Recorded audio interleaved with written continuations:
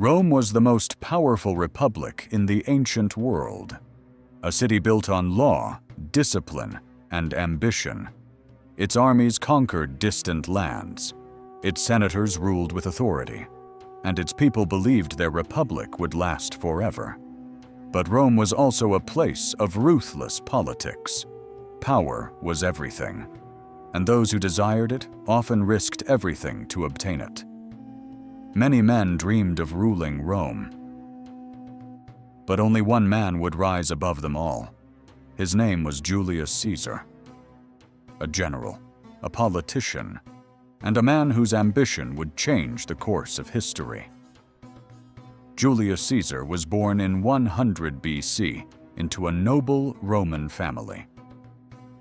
His family belonged to an ancient lineage known as the Julii.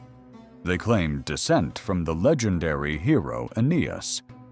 But despite this proud heritage, Caesar's family was not among the most powerful in Rome. From an early age, Caesar grew up in a world filled with political tension and conflict. Rome was not stable. Powerful generals competed for influence, political alliances were fragile, and betrayal was common. In this dangerous environment, Caesar quickly learned an important truth about Rome. Power was never simply given. It had to be taken. During Caesar's youth, Rome fell under the control of a brutal dictator named Lucius Cornelius Sulla. Sulla had seized power through violence and civil war.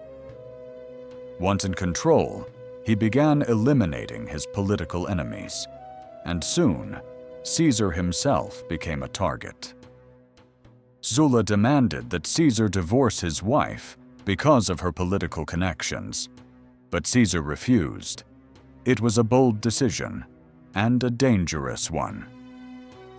Sulla ordered his execution. Forced to flee the city, Caesar became a fugitive. Even during this difficult time, he was fearless, confident, and incredibly ambitious. Sulla himself warned the Roman elite about Caesar. He reportedly said that within this young man were many future threats to Rome.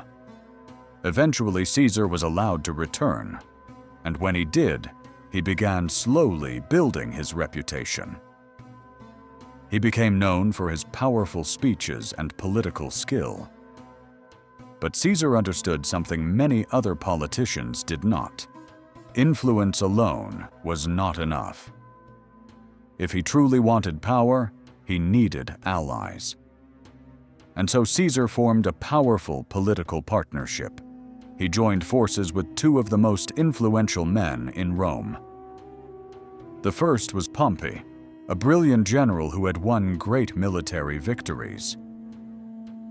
The second was Marcus Licinius Crassus, the richest man in the Roman Republic.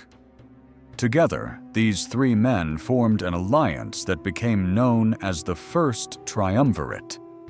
Through this alliance, Caesar gained the opportunity he had been waiting for: military command. In 58 BC, Caesar was appointed governor of Gaul. What followed would change his life forever. The campaigns that followed became known as the Gallic Wars. For nearly a decade, Caesar led Roman armies across the vast lands of Gaul. The region was home to many fierce and independent tribes. They fought hard to resist Roman rule. But Caesar proved to be a brilliant strategist. Battle after battle, his armies were victorious. His soldiers respected him deeply. He shared their hardships. He marched beside them. And he rewarded their loyalty with victory and glory. By the end of the Gallic Wars, Caesar had conquered enormous territories. But more importantly, they brought him something even greater: popularity. But his growing fame created fear among the Roman Senate. Many senators believed Caesar had become too powerful. Rome had removed its kings centuries earlier. and the idea of one man holding absolute power. Eventually, the Senate made a decision. They ordered Caesar to return to Rome, but he had to do so without his army. For Caesar, this order was dangerous. In 49 BC, Caesar marched his army toward Italy. Soon he arrived at a small river known as the Rubicon River. Roman law forbade any general from crossing this river with an army. To do so would be an act of rebellion. Standing before the water, Caesar paused. He knew what this decision meant. If he crossed the river, there would be no turning back.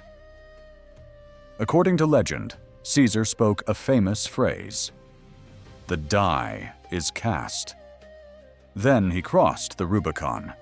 Civil war had begun. Caesar's army advanced quickly, his rivals fled, and one by one his enemies were defeated. Soon Caesar marched into Rome victorious. The republic that had ruled Rome for centuries was now in his hands. Caesar was named dictator. The rise of Julius Caesar had changed Roman history forever. His ambition ended the era of the Roman Republic. But it also opened the door to something new: the Roman Empire. And from that moment forward, Rome would never be the same again.